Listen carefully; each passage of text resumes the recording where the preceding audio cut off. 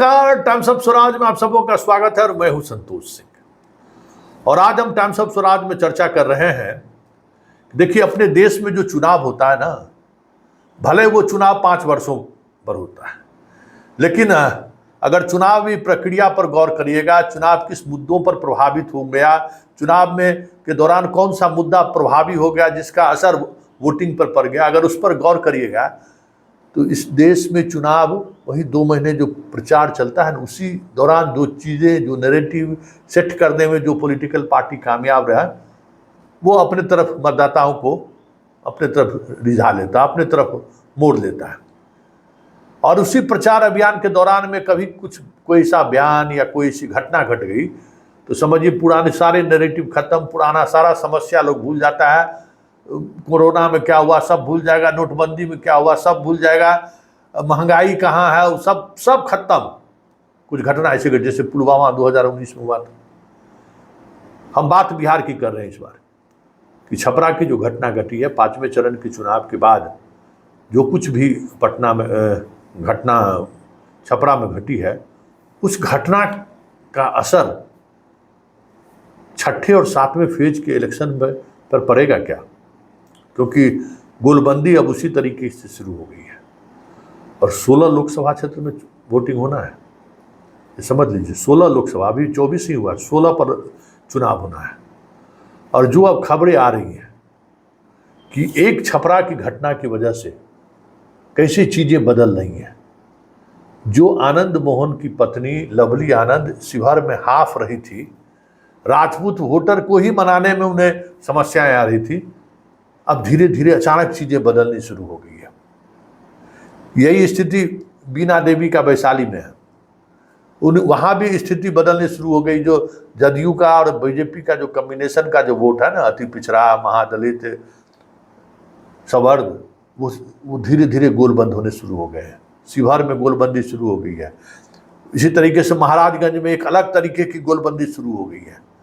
ये साफ दिख रहा है कि यहाँ जो कसमकस वाली स्थिति थी, जम के आलोचनाएं हो रही थी, शिकायतें हो रही थी, व्यापारी पर को टिकट नहीं मिलने से नाराज था। जो व्यापारी लोग शिवहर में पी के आनंद मोहन को सार्वजनिक तौर पर तो नहीं, लेकिन सीट के कटने को लेकर आवाज बुलंद कर रहे थे, वहां भी अब छपरा की घटना के बाद चीजें बदलने लगी है और चर्चा होने लगी है कि फिर से जंगल राज वापस तो नहीं आ जाएगा। यादव का फिर तो मन नहीं बढ़ गया है। भले हत्या यादव की हुई है, लेकिन ये हकीकत सबको मालूम हो गया है कि घटना क्यों घटी है। रोहिणी क्यों बार बार उस राजपूत वाले बूथ पर जा रहे थे, और उसके बाद शाम में जो घटना घटी, और उस शाम में घटना घटने के बाद सुबह जिस तरीके से मोह में लोग हमला किए, घर पर चढ़ाई किए, ये चीज़ें अब गांव-गांव में चर्चा होने लगी है। और सब लोग कहने लगे कि फिर यादव का मन तो नहीं बढ़ने लगा है। ये चर्चा होने लगी है। और इसका क्या फर्क पड़ेगा? जैसे सिवान में तय माना जा रहा था कि हिना साहब सीट निकाल सकती है, क्योंकि वहां का सवर्ग इस मूड में था कि लालू को जवाब देगी हिना। लेकिन अब चीजें बदलने लगी है। अब उन्हें लग रहा है कि नहीं, कॉम्बिनेशन नहीं टूटना चाहिए।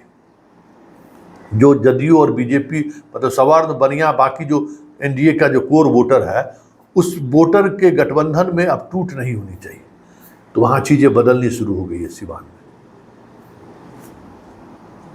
बेतिया में अब वो चीजें बदलने लगी हैं। जो ब्राह्मण कांग्रेस का उम्मीदवार था, वो चीजें बदलने लगी है कि नहीं, जीत हार का सवाल नहीं है, सवाल है कि वो कॉम्बिनेशन नहीं टूटना चाहिए। दीपक यादव, जो सीधे तौर पर जो जदयू के प्रत्याशी के खिलाफ जो इनकम्बेंसी है, माहौल है, उसमें जबरदस्त लीड ले रखा था, लेकिन कल की घटना के बाद वहाँ भी चर्चा होनी शुरू हो गई है और लोग कहने लगे कि ना बाबा, ना, ऐसा गलती नहीं करना है, कुछ भी हो जाए, ये तो नहीं होने देना है। ये चर्चा इसी तरीके से चलने लगी है। और सबसे चौंकाने वाली चर्चा तो काराकाट से आ रही है। कई राजपूत मतदाताओं से हमारी बातचीत हुई है, कहा कि नहीं संतोष जी, छपरा की घटना के बाद उपेंद्र कुशवाहा को निराश नहीं करना है, उपेंद्र कुशवाहा को वोट करना है, क्योंकि ये कम्बिनेशन टूटेगा। एक निर्दलीय को जिता के या निर्दलीय को वोट देकर बहुत सारी चीज़ें नहीं हो सकती है, लेकिन अब बिहार में फिर से एकजुटता जरूरी है। जो नीतीश कुमार और एनडीए में आने के बाद जो एक जातीय कम्बिनेशन बना है, उस कम्बिनेशन को टूटने नहीं देना है। ये उस लड़के का वॉइस है जो पवन सिंह के लिए एकदम जी जान लगाए हुए है। मतलब काराकाट कॉन्स्टिट्यूंसी में ये चर्चा हो रही है। आप समझ जाइए कि क्या होगा, कि नहीं अब पवन सिंह बहुत हो गया, अब उस समीकरण पर लौट जाना है। हाँ, परेशानी बक्सर में सुधाकर सिंह को उठाना पड़ सकता है। यादव वोट में अब उनको परेशानी हो सकती है। अगर राजपूत यादव वहाँ पर, वैसे भी दद्दन यादव के खड़ा होने के बाद यादव को लेकर संशय बना रहता है, लेकिन फिर भी यादव और राजपूत एक जगह लाने में उनको परेशानी होगी। तो सुधाकर सिंह का वहाँ एक अलग स्थिति है। ठाकुर का कुआं के कारण पहले से सुधाकर सिंह परेशान थे राजद से, अब एक नई तरीके की समस्या उनके बीच आ गई है।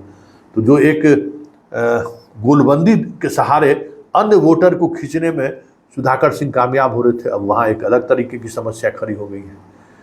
तो एक घटना कैसे वैशाली, महाराजगंज, शिवहर, सिवान, वाल्मीकि नगर, बेतिया, मोतिहारी में जो गुस्सा था राधा मोहन सिंह को लेकर, अब इस घटना के बाद बहुत सारी चीज़ें बदलती हुई दिख रही हैं। कुशवाहा को तोड़ने को लेकर जो चीज़ें चल रही थी, अब कुशवाहा और सहनी दोनों सहम गया है कि नहीं, कुछ ऐसा मत करिए कि ये कम्बिनेशन अगर टूटा तो फिर बहुत मुश्किल है इसका शांति को बनाए रखना। तो अहम सवाल शांति है। और अगर इस तरीके से चीज़ें बदलते हुए वाकई में दिख रहा है, और ये वोट में अगर इसी तरीके की गोलबंदी छठे और सातवें चरण के चुनाव में देखने अगर ईवीएम पर आ गया तो फिर खेला हो गए। तो जो लड़ाई में एकदम कसमकस की स्थिति पहले फेज से लेकर 5वें फेज तक देखने को मिल रहा था महागठबंधन, बाकी 2 फेज में हवा में दिखे तो कोई बड़ी बात नहीं होगी।